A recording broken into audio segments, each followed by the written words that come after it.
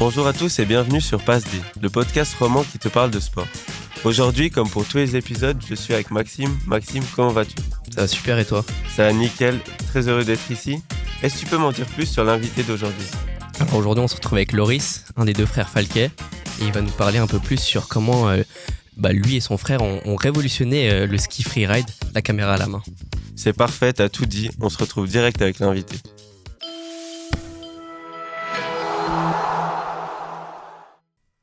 Bonjour Loris Falquet, bienvenue dans notre émission. On est très heureux de te recevoir. Aujourd'hui avec toi, on va parler de ta passion, le freeride. On va évoquer les dangers de la discipline. On va aussi parler des films que tu as réalisés et produits avec ton frère. Mais j'aimerais commencer par le commencement. Comment tu t'es mis au ski ? Le ski, c'était par nature. C'est venu à nous, en fait, logiquement, puisqu'on avait notre chalet à Fin-Haut, un petit village dans les Alpes. Et puis, avec mon frère, on était très vite posés sur les lattes. Et puis, on était aussi assez livrés à nous-mêmes, dans le sens que c'était une toute petite station à côté du chalet, avec une remontée mécanique. Et du coup, nos parents nous laissaient partir skier dès qu'on était capable de tenir debout sur les lattes. Et puis, on passait en fait les journées entières à skier. On rentrait à midi, parce que c'était une station de ski qui fermait à midi. On rentrait, on mangeait, et puis dès qu'on voyait tourner les installations, on sautait sur les lattes et on repartait skier. Et ceci pendant tout l'hiver ? On montait principalement les week-ends et forcément aussi les vacances. Et puis, très gentiment, on a commencé aussi à devenir un peu plus, pas tête brûlée, mais à vouloir construire des sauts, enfin comme tous les jeunes, quoi, à faire des sauts, sortir des pistes. Et puis, vu qu'il y avait une piste damée, en fait, tout le reste nous permettait de commencer déjà à tâter le terrain du freeride. Toi, dans la fratrie, t'es le frère cadet. Est-ce que ton frère t'a un peu tiré avec lui ou c'était quelque chose que tu as fait par toi-même ? On en a parlé encore l'autre jour avec mon frère. C'est particulier. Je l'ai toujours considéré comme une locomotive, puis moi un peu les wagons qui suivaient. Alors à l'âge de l'adolescence, il avait clairement un niveau largement au-dessus. Et puis j'essayais de faire ce qu'il faisait, et puis il me tirait vraiment de l'avant. Ouais, on a toujours eu une magnifique complicité et on a toujours tout fait ensemble. Donc inséparable en tout cas sur les lattes. Et ça justement tu viens de dire sur les lattes, mais est-ce que c'était aussi quelque chose de plus, même dans le quotidien avec ton frère, que justement c'était la locomotive et toi les wagons, ou c'était que justement au ski ? Je sais pas si c'est... Alors dans le quotidien pas, mais on était ultra proches. On est toujours, je veux dire, si j'ai plein d'amis, mais je crois que mon frère a une place à part, quoi. C'est vrai, c'est mon frère et un de mes meilleurs amis. Et c'est vrai que c'est quelque chose cette complicité qu'on a eue a permis de faire de belles choses dans notre carrière de skieur. Ouais. Et ça, c'est dû à quoi, tu penses ? C'est grâce à tes parents aussi, ou c'est vraiment juste vous deux grâce au ski ? Alors, je crois qu'on a aussi des caractères qui nous ont permis de bien nous entendre. Moi, j'ai un caractère de merde. Je suis un peu criseux, etc. Et puis lui, il est tout pépère, et puis tout lui passe dessus. Il a une capacité, une bonne résilience à mes crises, en tout cas à l'époque. Et puis, il m'a toujours embarqué. Je pense que je faisais partie un peu pas de ses jouets, mais pas loin, quoi. Il m'a toujours intégré. J'ai fait partie de son groupe d'amis. Après, lui, il faisait partie de mes groupes d'amis aussi. Mais on a été comme ça à la vie très, très, très proches. Et ça nous a permis de faire des belles choses. Ouais. Et cet attrait pour le hors-piste, un peu le freeride, il vient d'où ? Alors, si on parle de locomotive, mon frère je crois que je sais plus si... Ouais, non, on avait découvert ça ensemble. Le soir, très tard le soir, le dimanche soir, sur une chaîne de télé, je sais plus laquelle c'était, je crois qu'elle n'existe plus maintenant. C'était pas des films érotiques qu'on regardait, mais il y avait il y avait des films qui s'appelaient Extreme Skiing, je crois. C'était les Américains, et on était tombé là-dessus en disant, mais en fait, c'est juste pas possible. Ces mecs, ils ont l'air de sauter de 15, 20, 30 mètres certains, dans de la poudreuse. Puis en fait, on a même douté. On disait non, je pense que ça doit être du montage. Mais à l'époque, il n'y avait pas les moyens actuels pour faire du montage pareil, ou des effets spéciaux. Et on a regardé toutes ces vidéos. On était un peu sur le cul. Désolé pour le terme, mais Et on a très vite, c'était en hiver qu'il nous passait ces films, on a commencé à essayer de sauter des petits murets de plus en plus haut. Et Moi, puis, j'allais dire, le lendemain, vous étiez déjà en train d'imiter c'était à votre échelle. c'était un peu ça. Et à la même époque arrivait cette mouvance du ski freeride. Alors il existait déjà un peu Dominique Perret dans ce qu'il faisait en ski hors piste. Mhm. Mais dans ces successions en fait, de cascades, de sauts qui nous impressionnaient le plus, on n'avait jamais vu ça. Et arrivé en même temps en Europe, le Tatata, c'est le nom d'une marque, Snow Thrill, c'était une première compétition de freeride qui arrivait à Chamonix. Et du coup, on regardait ça, et puis c'était à l'époque Seb Michaud qui avait gagné cette première édition avec donc un Français, avec un magnifique backflip. Après, je pense 2 mètres d'élan depuis le sommet, tout de suite parti en backflip. Puis ça nous a vraiment halluciné, et de là est partie en fait vraiment notre motivation, avec aussi le ski de boss un petit peu, qui était déjà en train de mourir gentiment, mais voilà, en fait tout ce qui était saut et aérien nous a beaucoup attirés dans ce milieu. Mais du coup, ça c'est juste une question que je me pose maintenant, mais les compétitions, comment se passe justement le classement? Comment est-ce qu'on termine premier, deuxième, troisième? Si tu es capable de faire le show. Non, moi, j'ai fait des compétitions. J'ai fait 4 fois l'extrême de Verbier, 1 fois une autre compétition qui s'appelait de nouveau un nom de marque. C'était au Corvatch en Engadine. Et puis, j'ai fait encore 2 fois une petite compétition qui était marrante, qui était organisée par des amis à Zinal. Mais ça restait toujours, en fait, c'est particulier parce qu'on pousse le bouchon, il me semble, un peu plus loin. Enfin, en tout cas, moi, je perdais mes moyens en compétition, donc j'avais trop de stress, et puis Mais c'est les juges qui sont... Il y a toujours des juges, ouais. Et puis, du coup, qu'est-ce qui va plaire aux juges? Est-ce que c'est la vitesse? Alors, au début, c'était un peu plus impression générale, et puis plus ça va de l'avant, maintenant, je pourrais même plus vous dire, j'ai plus assez suivi ce qui se passe dans le Freeride World Tour, où il y a vraiment des compétitions, et il y a un board, c'est-à-dire qu'il y a des gens... Il y a des riders qui sont présents pour discuter avec les juges, avec les organisateurs de comment est-ce qu'on peut juger une compétition, comment est-ce qu'on organise, quelles sont les règles à observer. À l'époque, on pouvait sauter une barre rocheuse, atterrir sur le côté pour ralentir, puis ensuite se remettre sur les skis et puis avancer. Maintenant, si on touche ne serait-ce qu'une main ou un petit doigt dans la neige, on est pénalisé. Donc actuellement, je ne peux même pas vous dire quels sont les critères exacts. Il y a de la fluidité, il y a de la prise de risque, il y a maintenant aussi de RN style, je crois qu'ils appellent ça. Donc, c'est les figures qu'on est capable de faire en l'air. Alors qu'à l'époque, il me semble que c'était beaucoup plus impression générale. Mais c'est clair que faire le show, puis arriver en bas, faire une ligne droite en levant le poing, en étant sûr de soi, ça fait des points aussi en plus. Moi, j'étais peu là-dedans. Et, en fait, tout ce qui est aspect jugement, pour moi, me pose finalement un petit peu problème dans ce milieu-là. On va revenir sur l'aspect spectaculaire après. Je me permets juste de revenir sur tes débuts encore. Tu as fait beaucoup avec ton frère. Est-ce que tes parents, ils suivaient un peu? Ils étaient des modèles, ou ils étaient plutôt en retrait limite, à pas savoir ce que vous faisiez à côté? C'est particulier. Mes parents, c'est eux qui nous ont tenus entre les jambes pour nous apprendre à skier au début. Après, ils n'étaient pas non plus passionnés de ski. Ils étaient passionnés d'être en montagne, et surtout des amis qui se sont faits en montagne dans ce petit village de Fin-Haut. Donc, eux passaient plus de temps à l'apéro finalement et ils nous laissaient partir skier. Donc, ça les arrangeait bien. Tout le monde était gagnant finalement. Voilà, mais ils ont pas cette fibre montagnarde, etc., de vouloir aller marcher, grimper, etc. Et après, mon père est décédé, j'avais 16 ans, et ma mère, c'est à ce moment-là en fait qu'on a vraiment commencé à sortir des pistes et à pousser un peu plus la performance. Et là, ma mère était complètement déconnectée, elle ne pouvait même pas se rendre compte des risques, ce qui était un avantage pour nous, parce que ne sachant pas qu'en sortant juste là à côté des pistes, il pouvait y avoir des avalanches et puis de graves accidents avec des conséquences qui peuvent aller jusqu'à la mort. On rentrait à la maison, on lui montrait des vidéos, puis elle se rendait juste pas compte. Elle fait waouh, c'est impressionnant, mais voilà, très déconnecté de la réalité. Et du coup, aujourd'hui, toi et ton frère, avec vos enfants, est-ce que vous les laisseriez faire la même chose, ou alors c'est un peu plus contrôlé? C'est une bonne question. En ce moment, mon fils a 16 ans.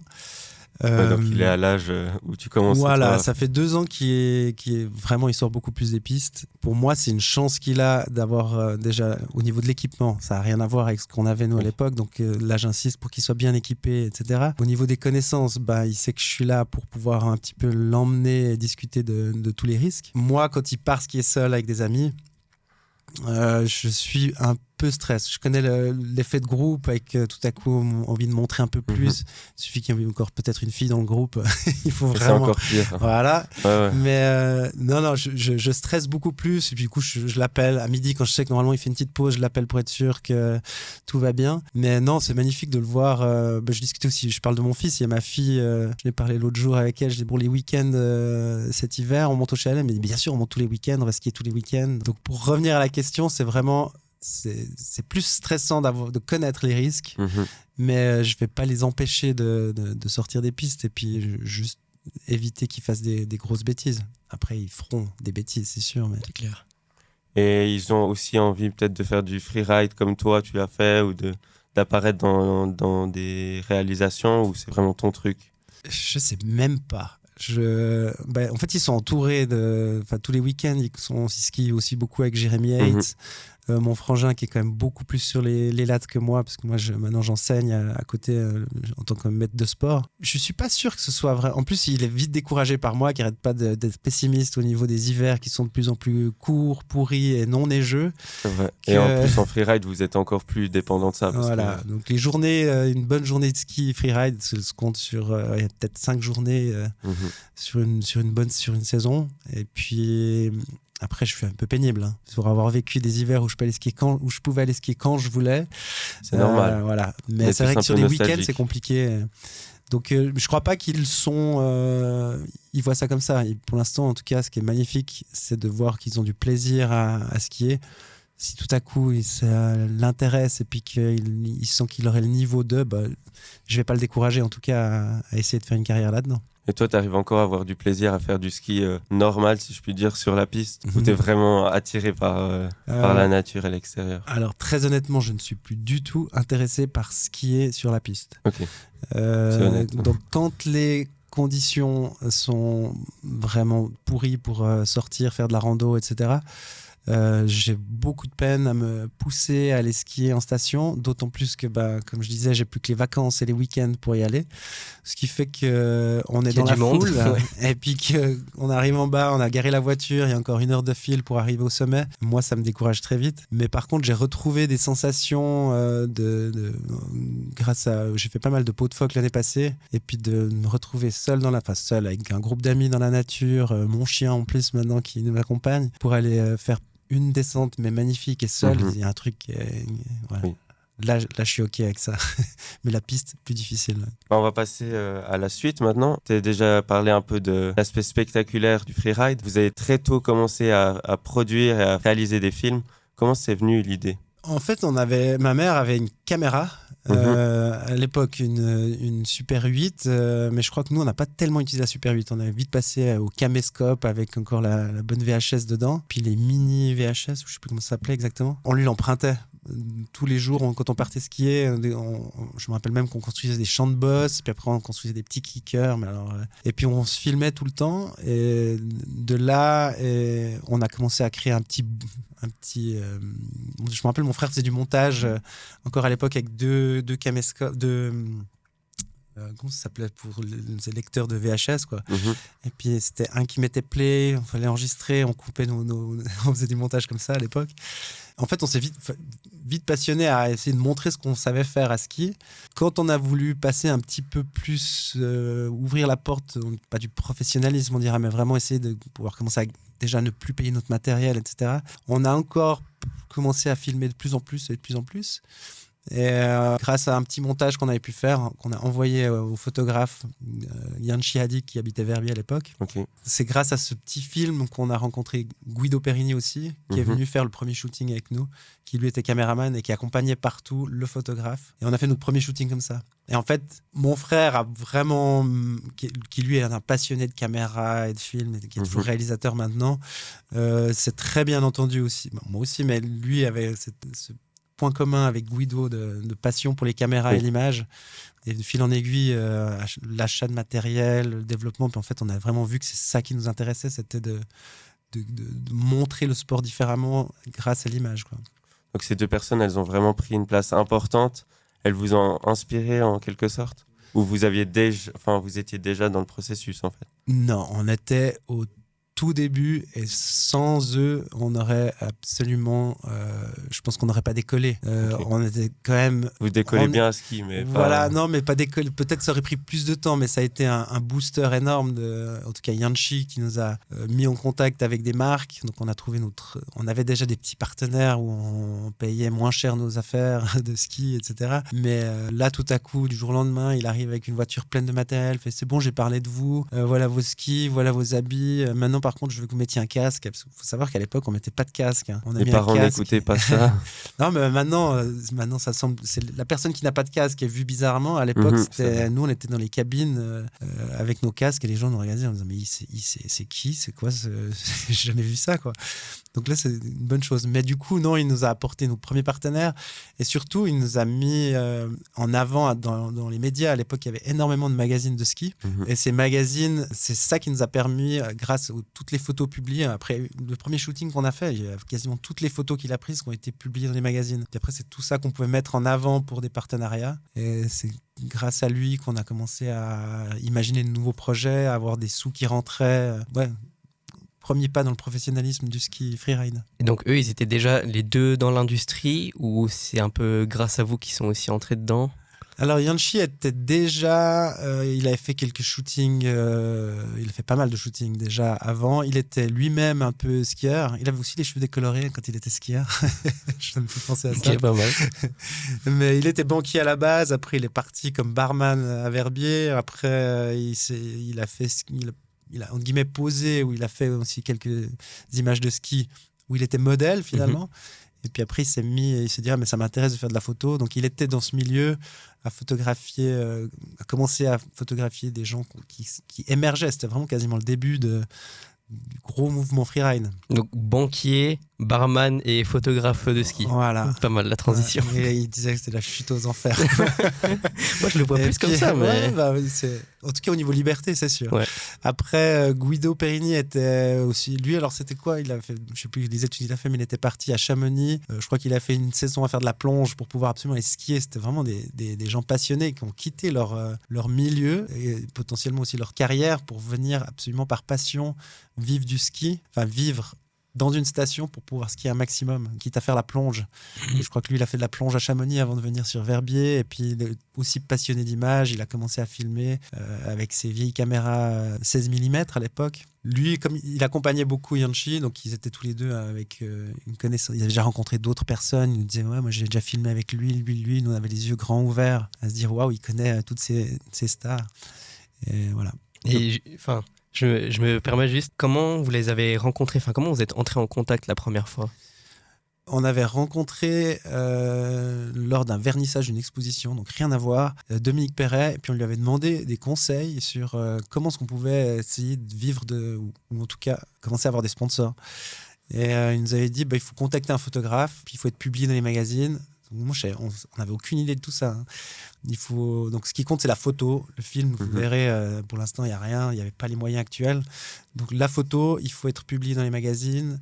Et puis après, de là, vous faites un nom. Et puis, les partenaires vont commencer à vous suivre. Et ils nous avaient donné 2 noms de photographes et Yanchi en faisait partie. On a envoyé un book photo qu'on avait fait nous-mêmes et puis la petite vidéo. Et Yanchi nous avait répondu que rien que pour l'effort et la folie de notre vidéo, bien sûr qu'il aimerait bien faire un shooting. Après, on n'a plus arrêté pendant des années, quoi. Trop cool. Est-ce que tu penses que c'est quelque chose qui peut encore se faire aujourd'hui, ou vu que j'ai l'impression que tout est un peu pris plus au sérieux, enfin c'est un peu moins, on a du temps à perdre, j'ai le sentiment, surtout dans le monde du sport et aussi du média. Ouais. Est-ce que c'est quelque chose qui peut encore se faire aujourd'hui, une histoire comme ça, ou c'était réservé à l'époque? Moi, je pense que ça peut se faire. Je crois que ça ferait du bien à tout le monde de ralentir un peu. La chance qu'on a eue, c'est qu'il y a un feeling qui s'est passé. C'est pas... Oui, les vidéos l'ont impressionné, et puis il se dit pourquoi pas, mais ça aurait pu s'arrêter là après le premier shooting. Alors certes, il aurait été bête puisque toutes les photos ont été publiées, mais il y a un feeling, on s'est tout de suite bien entendu malgré la différence d'âge. Je sais plus, on a quoi, 14 ans de différence, enfin moi avec Yanchi. Ça aurait pu s'arrêter là, et puis il y a quelque chose qui s'est passé, et puis moi, je pense que ça existe toujours. Mon frère continue, si tout à coup un projet lui plaît, puis qu'il y a un petit jeune qui l'approche, je pense qu'il va être le premier à sauter dans le train. Il bosse beaucoup avec Ludomé pour faire des images de vélo, de VTT. En tout cas, au début, maintenant, je sais pas. Mais au début, il le faisait gratuitement. Puis si lui, il venait lui proposer des sous pour ça, il fait non, moi, c'est la passion, j'adore faire ça. Et puis, Cool. donc, ça existe. Je pense que ce qu'il faut maintenant pouvoir créer, c'est quelque chose d'original. Il y a tellement de choses qui se sont faites.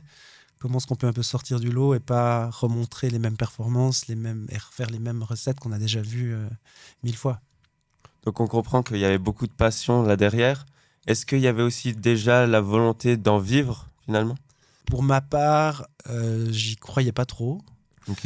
Et, Tu sais expliquer pourquoi? c'est peut-être mon éducation avec une maman qui disait non mais faites tes études et puis on verra après. Donc Finalement moi, très suisse comme façon. très suisse, très, je sais pas si elle m'entend un jour, peut-être très un petit peu protestante comme ça, très correcte. Il faut pas. Mais par contre, dans un sens, elle nous a toujours soutenus. Jamais mis des bâtons, enfin pas trop de bâtons dans les roues. Donc merci maman.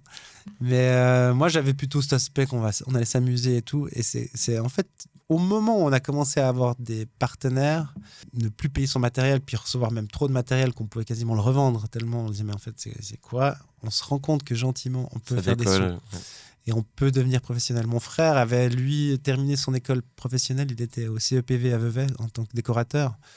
Et lui, il avait terminé, et puis il n'avait pas du tout envie de bosser dans la déco. Donc lui, il avait vraiment décidé qu'il voulait partir dans une carrière de skieur, mais également de réalisation, etc. Ce que moi, j'avais pas encore. J'étais encore aux études à l'université à Lausanne. Et puis, j'avais ma tête plus à faire mes études, faire la fête aussi quand on est étudiant, et puis skier les week-ends et les vacances un maximum. Et t'arrivais à tout concilier ça? Oui. Plus ou moins. Ouais, avec quelques fatigues de temps en temps, mais on y arrive. Et en faisant des films, est-ce que vous aviez un message à passer ou c'était simplement pour le fun, si j'ose dire? Non, je crois pas qu'il y a une morale ou un message qui passait à travers ces films. Peut-être oui, on avait fait un film qui s'appelait Bob, où justement on revenait un peu sur... On nous a tellement dit qu'on était des fous, qu'on faisait finalement de la cascade et qu'on savait pas skier. Mais en fait, on avait l'impression de montrer qu'on pouvait faire autre chose que justement foncer, aller de l'avant et puis juste plus avoir de temps pour soi, mais vivre une passion. Et puis, il y avait ce côté fou. Et puis finalement, en allant à la montagne, c'était pas c'est un peu compliqué à expliquer, mais c'est peut-être le seul qui, pour moi, avait vraiment un message. Mais nous, ce qu'on essayait de faire passer, c'est de sortir des sentiers battus, que ce soit pour le ski, mais aussi dans l'image. De refaire ce qu'on appelait, nous, à l'époque, des ski porn. C'est que c'est toujours action, action, action, action. Et que finalement, il n'y a pas forcément de scénario. Alors, on a fait des scénarios, mais c'était des films muets. Hein, donc, c'était juste de la musique. Mais on arrivait plus ou moins à raconter une histoire. Puis nous, on a axé sur l'originalité. Essayer de faire rêver les gens à travers quelque chose d'inédit. Les images de ski, oui, on peut sauter plus haut, on peut faire une figure en plus. C'est impressionnant, mais le wow effect, il passe assez vite. On a vite oublié. Après, on est en train de dire mais je me réjouis de l'année prochaine. Dans la masse, voilà. Et puis, tandis que skier, ce qu'on a fait en dernier, c'était peut-être les images de couleurs, skier sur de la neige de couleurs, ce genre de choses, ou skier de nuit, ou justement raconter les scénarios, c'était quasiment inédit dans le milieu du ski. Il y avait un vieux film américain, là je parle beaucoup, mais ça s'appelait Hot Dog. C'était hyper drôle. C'est vraiment un film mythique, en tout cas aux États-Unis à l'époque, où ils partent skier à Aspen. Et puis, il y a plein d'histoires d'amour. Donc, il y a du sexe, il y a du ski, il y a de la rivalité en deux clans. Puis, c'est à mourir de rire, ce film. C'est un des seuls films de ski qui était scénarisé et qui nous a fait penser qu'on pouvait, alors pas avec nos qualités d'acteurs pourris, mais au moins raconter une histoire à travers juste l'image sans qu'on ait besoin de s'exprimer. Donc il n'y a pas que Les Bronzés font du ski comme film Les Bronzés font du ski, pour moi, reste pas un film de ski. Ça reste un film, il y a un scénario. Il y a 4-5 images de ski de Gaudi. Mais non, mais dans vraiment où il y avait de la performance, où les mecs ils faisaient des trucs. Alors c'était du ski freestyle, donc il y avait de la danse sur je sais pas comment ça s'appelait ça, du ballet. Une discipline en test au JO d'Albertville, si jamais tu veux retrouver des vieilles images. L'anecdote, elle remonte là. Ouais, il y avait du ski de boss et du ski acrobatique avec ces énormes tremplins de saut à ski. Puis on les voyait faire du freeride. Donc il y avait beaucoup d'images de ski et un scénario. Ça nous a pas mal inspiré aussi. Tu as parlé de recherche d'originalité. Est-ce que tu peux me donner des exemples de ce que vous avez réussi à faire un peu qui sortait de la norme? Moi, alors j'essaie d'aller dans l'ordre. Déjà, on a compilé nos premières images de notre première saison en guillemets professionnelle avec les images de Guido. Elles ont été compilées dans un film qui était pour nous une nouveauté. C'était un film européen fait par un Anglais. Alors chaotique l'organisation, mais ça s'est fait. On est allé voir notre première de film à Londres. C'était une super soirée, on s'est bien amusé. Et c'est là qu'on a dit on va amener un peu plus d'originalité, on veut garder nos images. Okay. Je me rappelle même plus dans l'ordre de nos films, mais il y a eu ces premiers scénarios. Les scénarios, ça a duré 2-3 ans jusqu'en 2005 où on a fait Huck and Chuck, où là on s'est essayé à parler, à raconter toute une histoire. On s'évadait de prison, on allait récupérer notre matériel, régler nos comptes avec la mafia. Et puis là, pour moi, j'ai l'impression qu'on allait trop loin. J'adore le regarder, ce film. Je me marre encore à voir aussi, comme je disais, qu'on n'a pas beaucoup de talent d'acteurs. Donc on a fait ces scénarios. Donc il y avait vraiment une histoire. On pouvait reprendre le film. Après, des fois, on pouvait s'imaginer, donner le sens qu'on voulait. Des fois, ils ont été critiqués par rapport à ça. Huck and Chuck, c'était... Il y a des gens qui disaient ouais, mais vous faites une comparaison entre la drogue et puis le ski. Mais je veux dire, bien sûr que c'est une drogue finalement. C'était une drogue pour nous, le ski. Enfin, là, je m'égare de nouveau. Mais après Huck and Chuck en 2005, on s'est dit ok, ça fait 5 ans, 6 ans qu'on fait des scénarios, des petits films entre 15 minutes et 25 minutes le plus long. Ouais. Est-ce qu'on peut pas revenir à trouver quelque chose de plus original? Et là, on a amené du ski freeride de nuit. Je dis pas que le ski de nuit n'existait pas, ça existait en freestyle avec des images de Jan Seaman à l'époque, notre champion olympique. Je vais retrouver 98 à Nagano. Okay. Quelle bible. Lui, il avait fait des images de snowboard dans un pipe de nuit. Okay. Et du coup, nous, on s'est dit, on va faire la même chose. C'est magnifique ces images à contre-jour, enfin contre-spot. Il faut qu'on essaye ça, et on a amené ça en freeride. Alors pour trouver le matériel, à l'époque on faisait du matériel de l'armée, pas assez puissant au niveau de l'éclairage, et puis on filmait en pellicule, donc il fallait beaucoup d'éclairage pour qu'on voit juste une silhouette. C'était une méga galère. Et du coup, on s'est rendu compte qu'on ne pouvait pas le faire en une année. On l'a refait sur 2 ans, et l'année d'après, on avait plus de matériel à disposition, des meilleures génératrices, des meilleurs spots. Donc le freeride de nuit, ça a été un truc qui nous a pas propulsé, mais on a parlé de ce projet dans le monde entier, et les photos de Yanchi ont été publiées. Moi, j'ai fait ma première couverture d'un magazine américain, Powder, qui était un peu le Saint Graal à l'époque. Ça, j'aurais pu amener aujourd'hui pour vous montrer cette photo. Pas pensé, mais c'était ça a fait parler, et on s'est dit en fait c'est ça qu'il faut qu'on trouve, et chaque fois trouver un truc original, c'est pas évident. Et puis après on a décidé on commençait aussi la possibilité de mettre des images en ligne. Je pensais qu'à l'époque il n'y avait pas YouTube. Ouais, non, c'était un autre moment. Ça commençait, et télécharger un film, uploader un film en ligne, ça prenait des heures et des heures.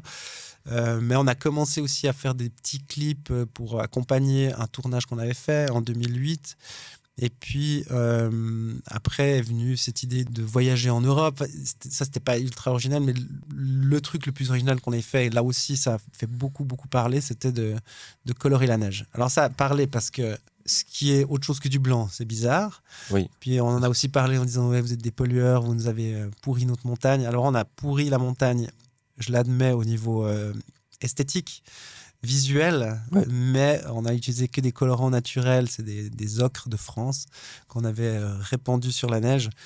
Et ça aussi, l'originalité fait qu'on a voulu faire un projet en 3 mois, ouais. En une saison, et puis qu'on aurait fini, on aurait 10 minutes de clip, et puis en fait, il nous a fallu finalement 2 saisons, voire 3 ans pour avoir toutes les images du premier test jusqu'à la fin, et puis pour avoir 1 minute 30 ou 2 minutes 30 de clip. C'est quelque chose auquel on pense même pas, parce que on l'a vu, ce clip, et on pense, je sais pas toi, mais moi je pensais que c'était fait en, je sais pas, une après-midi ou une soirée, Et en fait, jamais j'aurais pensé que ça prend 3 saisons à récolter toutes ces images. C'est assez fou. Hein. En fait, il fallait absolument, déjà, il fallait comprendre comment ça marchait. On a essayé de faire. Habituellement, on fait les images, il faut qu'il y ait du beau soleil, que ça brille, que la neige, elle scintille quand elle s'envole. Là, on s'est rendu compte que si on mettait des pigments sur de la neige où le soleil tape dessus, les pigments, ils absorbent la lumière et la chaleur et font fondre la neige. Donc la poudreuse, elle devient une espèce de grosse pâte colorée. Ouais. Donc ça donnait pas bien. Pire neige à skier. Donc les premiers tests, c'était plutôt de voir que ça marchait pas, ce qu'on faisait d'habitude, comprendre comment ça marchait, mettre plutôt à l'ombre. Qu'on pouvait faire des images, pas forcément, on n'avait pas besoin d'attendre qu'il fasse grand beau, parce qu'on allait faire des close-up sur des actions assez précises. Et puis après, il fallait trouver encore un matériel pour pouvoir répandre ces pigments. Il nous a fallu un moment pour trouver ça, avec plein de tests possibles. D'ailleurs, on avait fait un petit making-of ça s'appelait Trip Color. On avait fait un making-of de ça qui est presque plus intéressant pour moi que le clip en soi. Parce qu'on voit les galères et tout. On voit toutes les galères et puis ça prenait des heures. C'est parce qu'on n'a pas la possibilité de répandre en hélicoptère de tous ces pigments puis de faire une longue descente. C'était chaque fois un virage. Et une fois sur deux, on loupait notre virage, on n'était pas dans le cadre parce qu'on voulait quelque chose d'assez close-up, etc. Donc c'était une méga galère comme mon frère est le seul à trouver et puis à réussir à nous tirer tous dedans, et on finit tous par y croire, quoi. Donc, je crois que au niveau de l'originalité, c'est un peu ça dont on a le plus parlé. Ouais. Je rebondis juste sur quand tu as parlé du film que vous avez fait la nuit. Ça doit être un peu galère à trouver les autorisations pour le faire avec peut-être les remontées mécaniques, les dameuses qui tournent, etc. Comment vous avez fait? Alors, on a la chance de bien connaître les gens du domaine de la Creusat ou Marécotte et qui nous ont toujours soutenus dans tous nos projets. Donc en gros, on montait avec génératrices, des spots, des quantités de matériel énormes. On leur demandait s'ils pouvaient nous monter tout ça au sommet des pistes en ratrac. Donc on montait ça. Il n'y avait aucun problème. Ils nous chargeaient tout le matériel.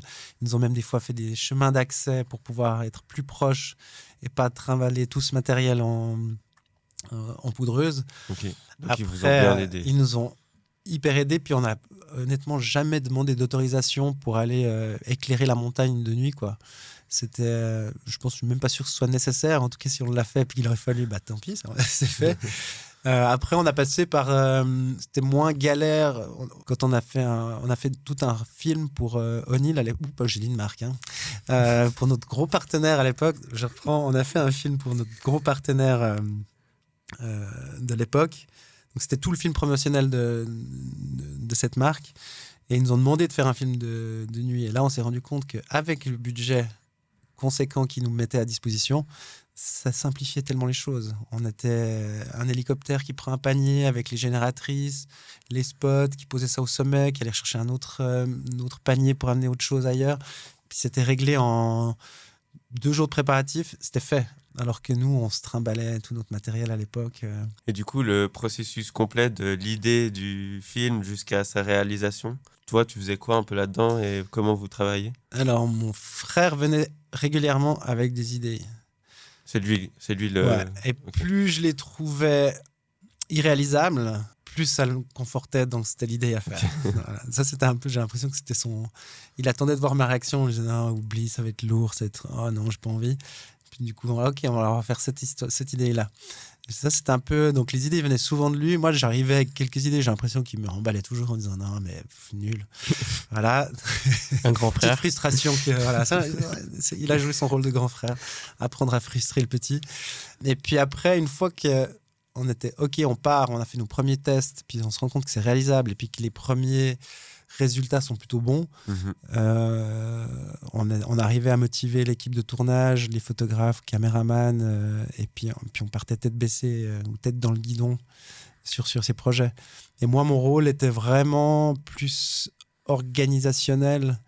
Alors là, on parlait du tournage de nuit, mais ça pouvait être pour l'autre gros tournage qu'on a fait pour notre sponsor principal de l'époque. C'était tout ce qui était organisationnel, d'aller, je sais pas, prendre des billets d'avion. Recherche de sponsors aussi. Moins, là, c'était vraiment pour l'organisation de leur film à eux. Donc, c'était plus les billets d'avion, réserver des bases d'hélicoptères, s'assurer que tel caméraman soit disponible en même temps. Donc, vraiment un truc où il faut vraiment gérer toutes les pièces du puzzle Et pour sur que tous les les tableaux. 2 semaines où on est en Alaska ou les 2 semaines où on est au Japon, on ait toutes les personnes, qu'on soit accueillis au bon endroit, qu'on ait des guides et puis que tout s'organise, tout roule une fois qu'on est sur place, quoi. Est-ce que vous avez eu aussi l'occasion de travailler avec d'autres freeriders ou c'était tout le temps vous deux? On a bossé énormément avec Jérémy au début, quand il Oui. avait 15 ans. Donc Jérémy Yates, on appelait gamin. Donc là, au tout début, il est même venu nous aider sur le tournage de nuit, et puis il nous aidait juste à déplacer les lumières. L'année d'après, on l'a intégré, il a commencé à skier. Et Donc vous puis l'avez ensuite, vraiment lancé, lui. on l'a pas mal aidé. Après, il a un tel talent, un tel niveau de ski que je pense que de toute façon, il aurait sorti son épingle du jeu. Après, on lui a aussi trouvé les premiers partenaires. Donc en fait, on a fait le travail avec lui que Yanchi a fait avec nous, notre photographe. Ouais. Il nous a vraiment, Et lui, il le fera peut-être avec quelqu'un d'autre. je lui souhaite. C'était quoi la question exactement? Je suis un peu perdu.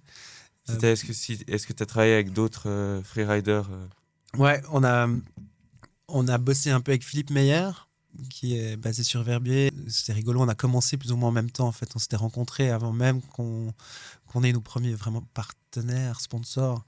On a skié quelques fois ensemble. Et puis, pour ce gros tournage, on a beaucoup collaboré aussi avec des freeriders, mais plus dans le milieu du snowboard. C'est des marques plus axées snowboard. Donc Jeremy Jones, Mitch Tolderer, qui a été aussi champion du monde, je crois, de freeride. Pas mal de freestylers, Jan Seaman. Et puis, on a organisé aussi un tournage de nuit au Maricotte avec Xavier Delerue et Candide Tovex. Et c'était hyper sympa. Candide, on l'avait déjà rencontré une fois en Nouvelle-Zélande lors d'un voyage. Et puis là, se retrouver avec lui, on dit, on espère qu'il va apprécier le lieu. Puis c'était hyper chou. On lui a rien dit sur comment on appelait habituellement les Maricottes, mais de lui-même, il a fait, mais c'est incroyable, on dirait l'Alaska, quoi. Et nous, on a toujours appelé les Maricottes la petite Alaska parce que c'est des pentes très raides, mais très courtes. D'accord. Et puis, du coup, techniquement, c'est super difficile à skier, mais ça nous donne... c'est suffisamment challenging pour progresser assez rapidement. Tu as aussi parlé de voyage et de partir un peu en Alaska, au Japon, si j'ai bien compris. Mm-hmm. Vous alliez chercher des autres paysages ou une autre neige ou c'était quoi le but en fait? Très honnêtement, on s'est toujours rendu compte que finalement, partir en voyage, c'est des galères. Parce qu'on a 2 semaines, 3 semaines sur place pour ramener des images. Il suffit qu'il pleuve pendant 10 jours. On a dépensé 30 000 balles pour rien, quoi. Ouais. Mais oui, on avait fait un premier shooting une fois en Turquie, par exemple, pas loin de la frontière géorgienne. C'était une nouvelle base d'héliski. En fait, dire aux gens, nous sommes allés skier en Turquie, quand ils pensent Turquie, ils pensent Antalya, les plages, etc. Ouais. Et puis là, on leur parle de ski, les gens voient ces images. Donc, du coup, ça aussi, ça nous permettait d'aller faire des reportages qu'on vendait aussi à des magazines. Okay. On ne les vendait pas vraiment, mais ça nous faisait publier de nouveau. Mm-hmm. Donc, l'aspect exotique dans le ski fait vraiment partie de ce milieu freeride. Rester skier à la maison, c'est bien, mais voilà. Donc, on allait chercher des endroits un peu... pas incongru, mais assez exotique. Le Japon. Le côté original de nouveau. Ouais. Après, le Japon n'est pas super original, mais aussi parce qu'on avait très envie d'aller voir ce que c'était que la poudreuse japonaise. Ouais, parce qu'on en parle souvent.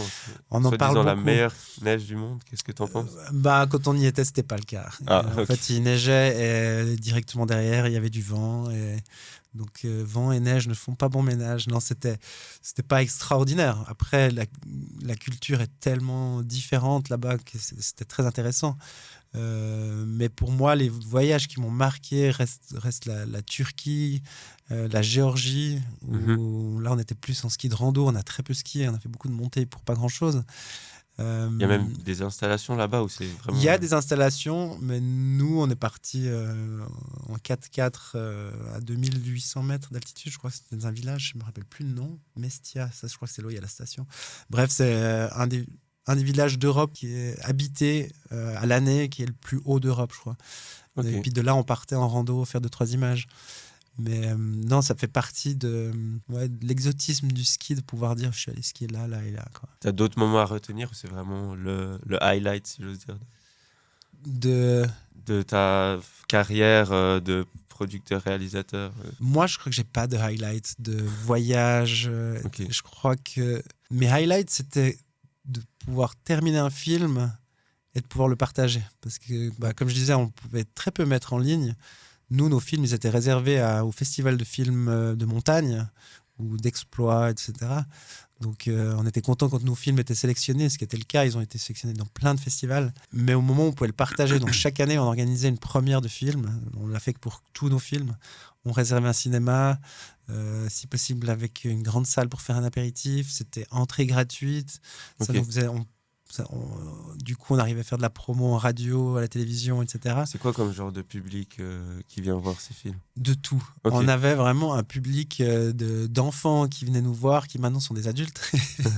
Des parents, des grands-parents, la famille. En fait, faut se rendre compte que comme on communiquait pas par les réseaux sociaux, Ouais. ou très peu, on travaillait un peu dans l'ombre pendant toute une saison. L'été, on nous disait, vous êtes en vacances. Mais non, pas du tout. On est en train de faire du montage. Enfin, mon frère fait du montage. Moi, je joue au beach volley. Et puis, je commençais à préparer la saison suivante, essayer de trouver des partenariats, etc. pour le prochain Ok. projet.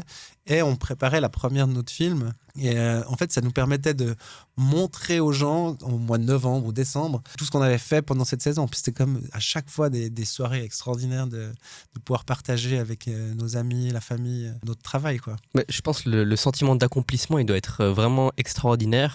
Et d'autant plus, je pense, comparé à aujourd'hui, où on surpartage presque même Ouais. sur les réseaux. Et peut-être, oui, on fait plus de vues parce qu'on fait un truc de fou sur une vidéo qui dure 15 secondes, qui nous a pris peut-être 10 minutes à faire. Ouais. Mais peut-être, est-ce que la famille, les gens qui viennent vous voir en vrai, on vous passe un vrai moment, est-ce que ça n'a peut-être pas plus de valeur que justement des vues sur son téléphone? Pour moi, c'est sûr. Et d'ailleurs, je pense que même ceux qui partagent beaucoup, beaucoup d'images, puis finalement, ils arrivent à faire un projet à la fin, de se retrouver en vrai dans une salle de cinéma avec un grand écran et pas juste un truc où j'ai scrollé, j'ai regardé 10 minutes, enfin, j'ai regardé 30 secondes et puis j'ai passé la suite. Et encore.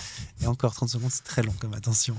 Mais non, c'est un partage qui est complètement différent. Et nous je pense, il y a aussi ça nous, on n'a pas pris ce virage. C'était le début, en fait. On a commencé à essayer de faire des petites vidéos plus courtes pour le web, pour se dire, allez, à l'époque, on mettait plutôt sur Facebook et puis YouTube, et puis on essayait de communiquer comme ça. Mais c'est comme si on était trop vieux. Enfin, mon frangin avait son idée de qualité. Et en fait, si tu veux faire la qualité d'image et puis publier régulièrement, c'est impossible. Si tu fais de la qualité et puis tu fais un petit clip de 30 secondes ou 1 minute, allez, tous les mois ou 2 mois, là, c'est jouable. Mais si tu veux publier beaucoup, il faut te contenter d'une image avec ton smartphone et puis balancer l'image comme ça.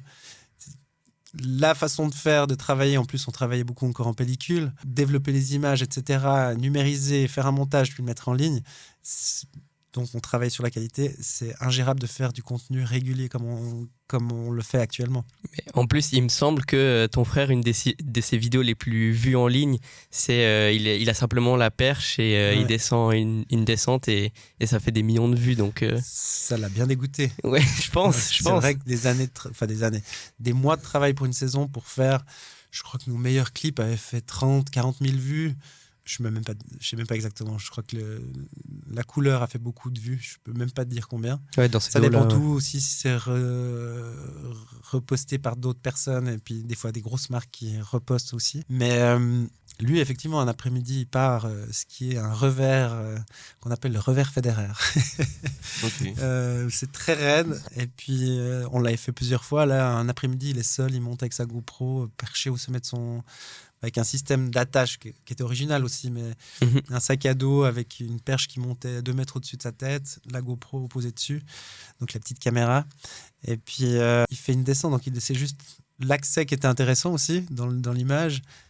Appuyer sur enregistrer, et puis il fait une descente. Et derrière, ça a été, je ne sais plus, à l'époque, un de nos partenaires avait tenté de voir combien il y avait eu de vues, mais il s'est arrêté à 20 millions. Parce qu'il y avait tant de millions sur tel autre partenaire qui l'avait diffusé. Oui, je ne sais plus quel site c'est de déjà pas mal, je crois. Suisse. Ouais, mais après, on était là. Effectivement, ça lui a pris, avec la montée et la descente, 2 heures pour faire tout ça. La descente, c'est 30 secondes, même pas. Ouais. 10 secondes, et puis la montée, 2 heures, 1 heure. Donc, c'était rien. Pas de montage. Et puis, ouais. Donc, c'est un peu frustrant. Ouais, puis à c'est la bizarre fois, comme, ça montre une toute autre approche. Mhm. T'as inspiré certainement beaucoup de monde avec tes films. Mais j'aimerais quand même revenir sur l'aspect un peu plus négatif du freeride, si j'ose dire. C'est le danger qui va avec la discipline. Toi, comment tu gères, comment tu te fixes des limites de est-ce que j'y vais, est-ce que j'y vais pas, la météo est bien, la neige est dangereuse ou... Comment tu fais? Bon, on a tous eu des accidents. Je crois qu'il y a pas, je connais aucun skieur dans ce milieu qui n'a pas eu une fois un accident. Pour savoir si j'y vais ou pas, c'est énormément à l'instinct. Ok. Et puis forcément, Ça, c'est de la bah, en connaissance, fait, de l'expérience. avant l'instinct, avant de me retrouver au sommet d'une montagne, c'est quand même de la préparation, de regarder la météo, puis d'avoir un suivi. Nous, on a été pas mal épargnés, entre guillemets, d'avalanches et de trucs, enfin de grosses casses. J'en ai eu. Mais parce qu'on skiait beaucoup au même endroit dans les lieux qu'on connaît. Ok. J'ai eu ma première grosse frayeur dans une avalanche et puis une deuxième dans des endroits que je connaissais pas du tout, où on est avec un guide, on se repose un peu plus sur le guide qui dit vas-y, tu peux y aller. Moi, je la sentais pas forcément très bien. Après, il y a les aléas d'un tournage, c'est-à-dire on sent l'hélicoptère qui tourne, l'argent qui est dépensé, et puis on se dit bah faut y aller maintenant quoi. Ok. Ton feeling, bah mon feeling il était le bon, et puis je suis parti dans une avalanche à ce moment-là. Ça t'a Donc, jamais en fait, dégoûté ou fait peur Ah, entre guillemets en fait, ça marque, parce que c'était la première fois. Et puis, après, j'avais l'impression de voir des avalanches partout où Ok. j'allais. Donc, il faut reprendre la confiance, etc. Mais non, donc il y a tout l'aspect préparatif. Il y a énormément de l'expérience, finalement. Se Mhm. dire, là, ça vaut la peine, là, ça vaut pas la peine. Je le sens pas. Des fois, on le sent pas, puis on envoie quelqu'un d'autre à notre place qui, lui, le sent. Et puis, du coup, ça nous met aussi en confiance. Enfin, c'est particulier. Moi, où je me sens à l'aise par rapport, on en revient par rapport à mon fils, par exemple, et bientôt ma fille qui va certainement vouloir skier aussi pareil, c'est vraiment de prendre le temps d'observer ce qu'on voit autour de nous. Est-ce qu'il y a des avalanches qui sont parties? Ouais. Est-ce qu'il y a eu du vent cette nuit? Sentir tous ces petits signes avant-coureurs. Comment est-ce que moi, je me ressens aussi? Ça, Ok. ça aide beaucoup. Après, de nouveau, l'effet de groupe, aussi ce qu'on appelait à l'époque syndrome Kodak. Parce qu'à Ok. l'époque, on filmait avec des pellicules Kodak, Ouais. ce qui n'existe plus. Hein. C'est qu'au moment où la caméra tourne, on est prêt à pousser le bouchon un peu plus. Quoi. Et ça, si on arrive à faire abstraction avec ça, c'est qu'avec le temps aussi. Oui. Quand on a l'habitude, on se dit, mais en fait, ça ne vaut même pas la peine d'y aller. Je veux dire, je vais faire partir un truc, je risque de me prendre un rocher, me finir contre un arbre ou je ne sais quoi. Si c'est juste pour avoir une image, ça n'en vaut pas la peine. C'est vrai. Mais ça, il faut pas mal d'expérience, avoir vécu ça 1 ou 2 fois. Puis de la casse, on en a tous eu. Et puis ça, voilà, on espère que ça vienne le plus tard possible.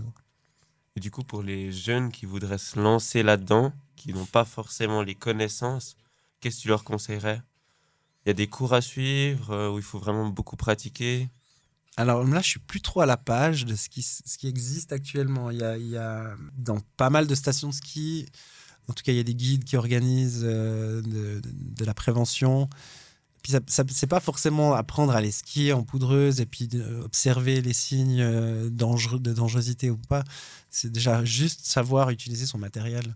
Oui. Alors c'est tout ça. génial de voir tous ces jeunes qui ont casque, sac airbag, détecteur de victimes d'avalanche, pelle sonde, enfin, la totale.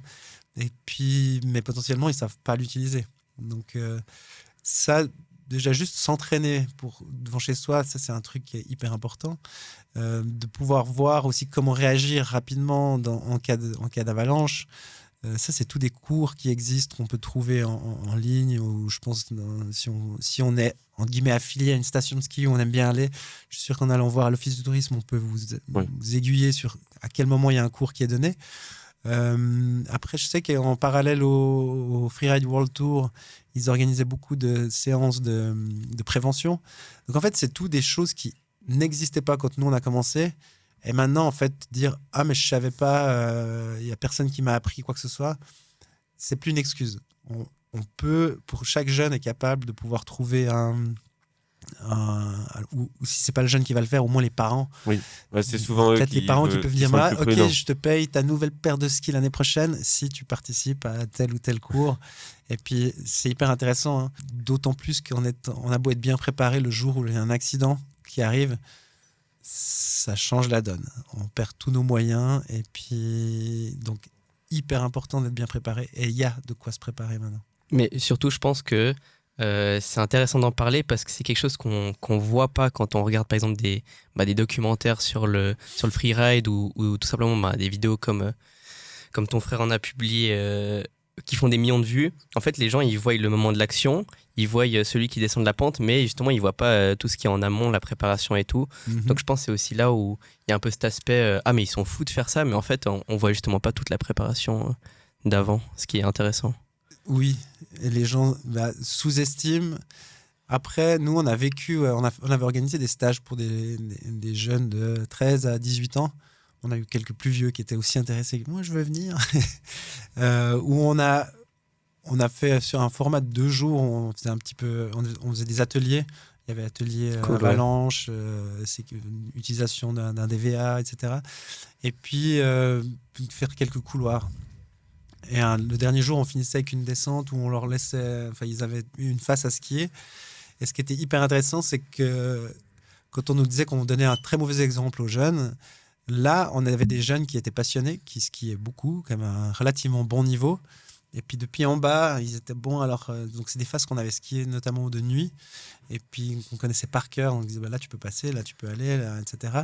Et donc, depuis en bas, ils jumelaient un moment, ils regardaient. Puis, on les entendait, les petits jeunes, là, de 13 à... Ceux qui avaient la plus grande gueule, c'était les 15 ans, hein, forcément. Mais ils étaient, ouais, moi, je vais descendre là je vais tirer un backflip sur la lip. Ensuite, je vais faire un saut de barre. Et c'était hyper sympa parce qu'on les entendait. Ok, tu vas faire ça, donc tu montes à ce départ. Moi, je monte avec toi, je serai au départ. Puis quand on arrive en haut avec eux, on a beau dire qu'ils sont fous, ces jeunes, etc. Tout à coup, il y a la réalité. C'est que j'arrive depuis en haut, ça ressemble plus à ce que j'avais vu depuis en bas. Tout est blanc. Je suis pas sûr que là où je voulais sauter, c'est là ou là. Ouais. Du coup, même avec des photos, on n'est plus trop sûr. Et puis ces jeunes ont été totalement capables de renoncer. Même si, en plus, là, il y avait les caméras, on avait tout prévu pour filmer, faire vraiment comme un setup de tournage, mais pour ces jeunes.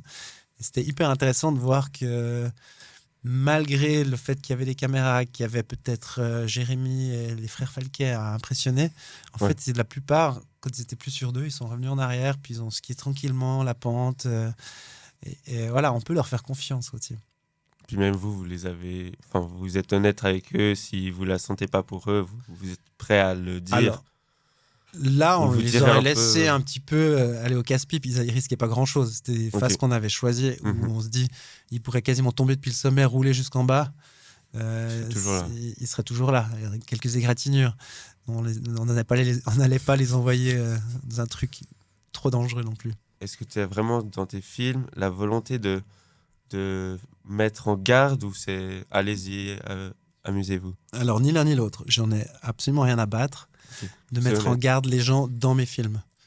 Les gens qui vont décider de choisir de regarder ces films, c'est un choix. Ils ont clairement... Oui.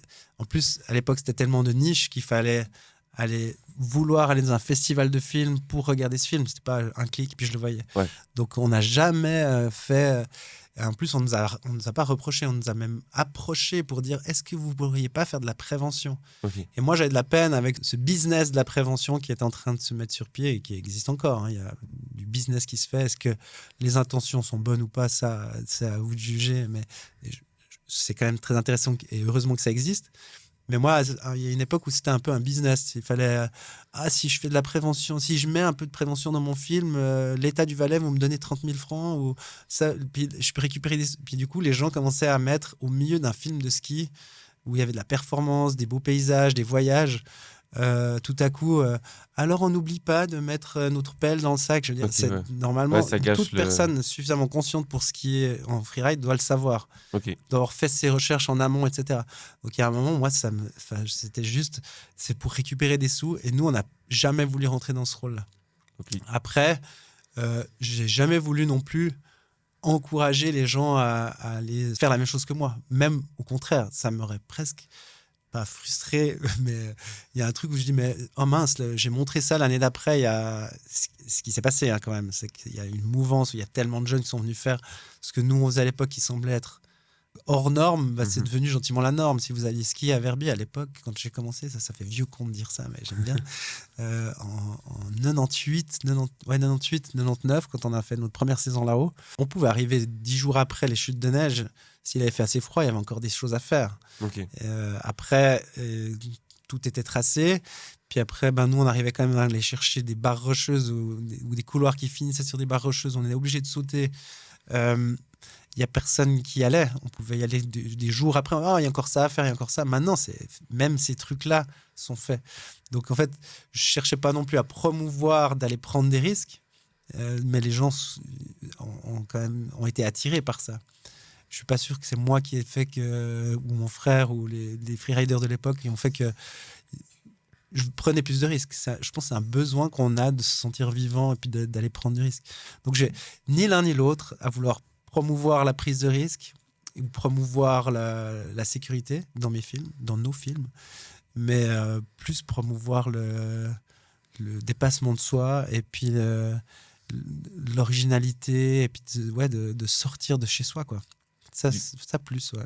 Du coup, l'essor de la discipline, tu l'attribues plus à l'amélioration du matériel que sur l'aspect c'est bon, c'est safe, on peut y aller. Non, je pense que l'essor de la discipline, il est multifactoriel. Ça peut être vraiment... je pense que les images, elles ont fait énormément. Nous, si je prends l'exemple des Marécottes, petite station de ski au-dessus de Martigny, familiale à la base, avec des touristes hollandais, de temps en temps quelques Parisiens qui viennent aussi, mais c'était pas voué à devenir une station freeride. On en a tellement parlé à travers nos projets avec mon frère Jérémy, que si vous arrivez un jour de poudreuse, c'est la file d'attente en bas, il y a des gens casqués, on a l'impression que c'est le haut lieu du freeride. Okay. Ce qui est le cas parce que malheureusement, ou heureusement, quand il y a des chutes de neige qui viennent du nord-ouest, c'est quand même un des endroits où il y a le plus de neige en Suisse. C'est toujours un trou à neige avec d'autres stations proches, mais il y a toujours énormément de neige. Mais les gens de la station, que ce soit au marketing ou les pisteurs, quand ils voient du monde arriver au Marécottes, ils disent mais ça c'est à cause de vous les gars. Ouais. Donc il y a un côté positif d'avoir ramené du monde à la station dans les journées de mauvais temps où habituellement c'était vide. Une famille elle ne monte pas trop skier quand il neige. Là c'est blindé parce qu'il y a de la poudreuse, quoi. Est-ce que ça t'énerve toi quand tu vois beaucoup de gens ou au contraire t'es heureux, tu te dis ok on a réussi, il y a plein de gens qui peuvent profiter maintenant? Très honnêtement non, ça m'énerve. Okay. C'est ta montagne, tu es tout seul. Non, c'est pas que c'est ma montagne. Je suis content de voir qu'il y ait du monde et puis que puisse vivre des petites stations encore comme celle-ci. Parce que je sais plus combien il y avait de stations encore à l'époque en Suisse, il y a encore 30 ans en arrière, le nombre qui ont fermé maintenant. À cause de la basse altitude. Là, etc. on n'est pas très haut, on a le sommet est à 2200. Ouais. Donc voilà, après on peut monter plus haut à pied, c'est certain, mais non, je suis content de voir qu'il y ait du monde. Après, quand moi, je dois skier, c'est plus parce que j'ai un référentiel à l'époque. Quand je pouvais skier tout le temps, hors week-end, que le monde arrive le week-end, je m'en fichais. Maintenant où je peux skier que là, en fait, j'ai une sainte horreur de ça. Mais non, je suis content de voir et puis d'autant plus de voir que les gens skient bien, que c'est des gens responsables et puis avec tout le matériel qu'il faut. Mais du coup, ça t'énerve que toi, personnellement, quand tu dois aller skier, en soi, le fait qu'il y ait beaucoup de gens maintenant là-bas... Ah non, je trouve ça plutôt positif. Ouais, cool. Ouais. Ah non, là, je parle égoïstement. Oui. Okay. Et est-ce que maintenant que tu as un peu arrêté ta carrière de freerider, tu as des projets actuels? Alors, mes projets, c'est de trouver un échappatoire à l'enseignement. Okay. Donc, je m'explique un peu. Non, j'ai 2 enfants et en 2014 ou 15, j'avais terminé mes études universitaires, mais je n'avais pas fait l'école pédagogique pour pouvoir enseigner. D'accord. Et je me suis dit, les sponsors, c'est de plus en plus difficile à les trouver. Nos projets coûtent cher, de moins en moins d'argent, une famille à nourrir. Tu avais dû trouver de l'argent un peu plus sûr et garanti, si j'ose dire. Voilà, et c'est très rigolo parce que j'ai passé de l'extrême insécurité financière et pour mon intégrité physique et à prendre des risques, à l'extrême opposé dans la sécurité avec un salaire qui tombe tous les mois, etc., etc. Donc là, je fais le grand écart. Et puis maintenant, ça fait bientôt 10 ans 9 ans que j'enseigne. Entre-temps, j'ai fait une année sabbatique quand même, parce qu'il fallait. Mais je sens que j'ai ce besoin déjà de retourner plus à la montagne, d'être dans la nature. Et puis de redévelopper des projets qui... Là, dans l'enseignement, ça peut être gratifiant quand ça se passe bien avec des classes, etc. Ce qui n'est pas toujours le cas. Mais il y a un truc de pouvoir faire des projets pour moi. Et là, j'espère pouvoir... Enfin, je reprends, ça c'est sûr. En 2026, 3 bâtiments qui sont un peu d'une colonie de vacances. Et de là, je suis libre de développer un peu toutes les activités que je voudrais. Soit accueillir des groupes scolaires, soit développer... j'aimerais aussi faire des festivals, des workshops dans le milieu du ski, de l'image, festival de musique. Donc ça, c'est en duo avec vraiment... ton frère. Alors, personnel, okay. Sachant bien que je vais prendre tous les inputs et les idées. Je vais chercher même, je pense, les idées les plus farfelues de mon frère, s'il en a, pour pouvoir attirer du monde là et puis développer des projets intéressants. Je pense que ça peut être un super beau camp de base pour des activités sportives, ça peut être un beau camp de base pour de la déconnexion, sortir un petit peu de nos téléphones et puis venir retourner à la nature. Et aussi un lieu magnifique pour pouvoir organiser un festival et quelque chose en lien avec le sport, l'image, la musique. Donc, il y a plein de choses qui... Voilà, c'est encore brouillon, mais je sais que je veux repartir en montagne, je sais que je veux développer ça. Et puis, le lieu, c'est quasiment garanti que je l'ai. Maintenant, qu'est-ce que je vais y faire ? Pour l'instant, je vais mettre la main à la pâte et travailler comme ouvrier dedans et puis refaire de l'isolation. Et puis voilà. Donc, je change de carrière. Je fais 15 ans de ski, même plus, 18 ans de ski, presque 10 ans d'enseignement. Il est temps de changer et puis de partir sur d'autres projets. Donc toi, si je comprends bien, tu es un Lausannois juste de naissance. Ta vraie maison, c'est la montagne. Il n'y a pas de discussion. Je suis un Puyeran maintenant, d'ailleurs. J'ai toujours habité à Pau et puis... mais qui sont à côté de Lausanne. Hein. J'ai quand même beaucoup d'amis. En fait, j'aime bien l'équilibre d'avoir la montagne, où j'ai mon cercle d'amis à la montagne, mais en fait, c'est aussi hyper important pour moi d'avoir mon cercle d'amis, de garder ces amis d'école, tout le groupe que je me suis fait à Lausanne. Et d'ailleurs, c'est drôle parce que j'avais l'impression à l'époque de perdre de vue. Quand j'étais à la montagne tout l'hiver, je perdais de vue les amis de Lausanne. Puis après, je retournais à Lausanne, je perdais de vue les amis. Puis c'était comme... j'avais 2 cercles. Oui. Et maintenant, qui se rencontraient évidemment jamais. Qui se rencontraient à de rares occasions, mais qui se rencontraient quand même de temps en temps. Mais c'est un équilibre qui me manque. Là, en ce moment, je suis moins à la montagne. Et puis, je sens qu'en fait, c'est là que je me sens vivre. C'est d'aller me promener dans la forêt. Là, j'ai passé des semaines cet été, aller aux champignons. J'ai trouvé une passion pour aller à la cueillette des champignons. Quoi. Donc, un amoureux de la nature, finalement. Clairement, oui. J'ai aussi vu que tu as une course, si je ne me trompe pas, la chevauchée du Marécotte. Est-ce que tu peux nous en parler ? Alors, la chevauchée libre des Marécottes. Déjà, chevauchée libre, ça vient en fait d'un pote qui vient du sud-ouest de la France. Okay. Et puis qui s'est amusé à dire en fait freeride, traduction littérale. Ouais. C'est chevauchée libre. Et du coup, c'est marrant, on fait la chevauchée libre. D'ailleurs, il nous dit toujours, les gars, on va faire la chevauchée libre. Et j'ai dit, du coup, on a créé notre événement qui s'appelle la chevauchée libre, qu'on fait au Marécotte, donc des Marécottes. Et le principe était vraiment de faire un événement déconne. Okay. Ça devait, au début, je pense qu'on était à 2 jours de la première édition, on n'avait même pas de prix à donner. On s'est dit, mais il faudrait peut-être qu'on donne des prix aux vainqueurs, parce qu'on ne savait pas s'il y aurait des vainqueurs, si c'était juste pour s'amuser et tout. Et puis, ça a pris gentiment la sauce. On a quand même 50 équipes, ou 50, pas loin de 60 équipes l'année passée. C'est des duos. Où en fait le principe c'est une course d'orientation. À la base c'était vraiment une course d'orientation, donc on cachait des drapeaux avec des pincettes, comme si vous avez eu l'occasion de faire une fois une course d'orientation, on allait poinçonner une petite feuille, puis ils recevaient une carte, puis ils devaient aller chercher à gauche à droite ces différents points, puis ça rapportait des points, et en même temps on leur mettait quelques épreuves rigolotes à faire. Puis maintenant c'est vraiment chaque année on trouve un autre thème. Souvent c'est un pays. Alors, une fois, on a fait la guerre froide. Malheureusement, c'était juste avant le conflit qui a commencé entre l'Ukraine et la Mauvais Russie. timing. Mauvais timing. Là, cette année, je ne peux pas en parler parce qu'on va le refaire pour 2025 en février, normalement. On mettra le lien en description de toute façon. Merci beaucoup. Mais je ne peux pas encore dire officiellement le thème. On a fait le Mexique, on a fait la Belgique. Et puis, on fait des épreuves un peu farfelues, décalées, où les gens... En fait, ça veut dire des épreuves qui permettent pas aux meilleurs sportifs, mais de pouvoir quand même marquer des points et puis éventuellement de dépasser les plus sportifs. Parce qu'il y a des bêtes qui courent, parce qu'il y a beaucoup de montées pour des descentes très courtes. Puis les gens sont épuisés à la fin de l'événement, ils courent dans tous les sens pour aller ramasser un max de points.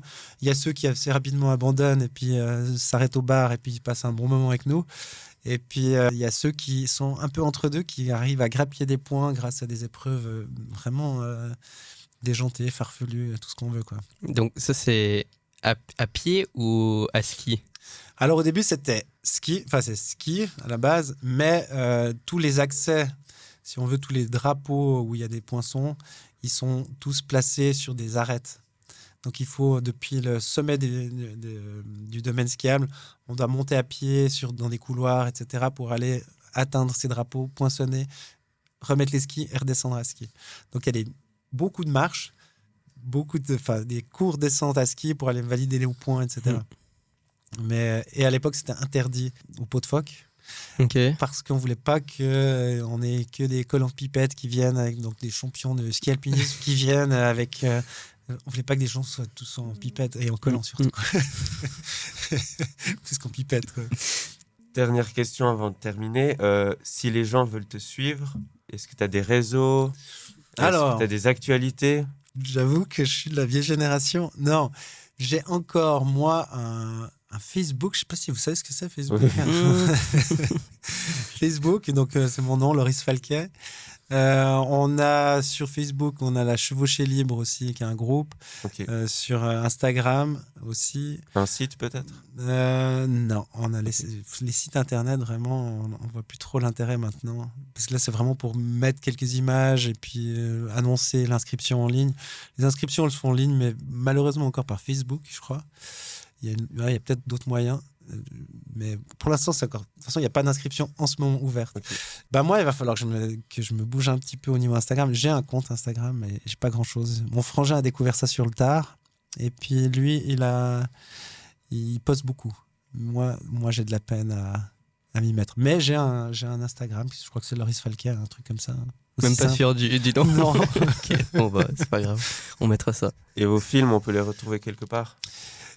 Nos films, j'ai découvert qu'on a encore quelques trucs sur YouTube. Ouais, c'est vrai.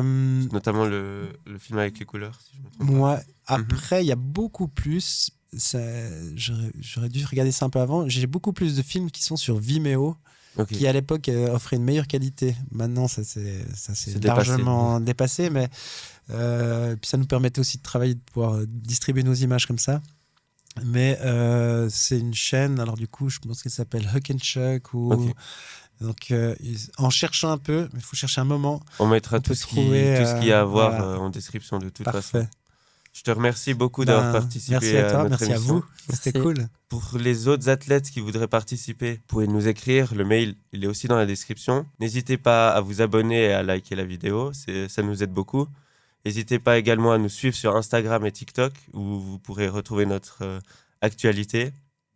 Et merci au restaurant Al Cilento pour le soutien.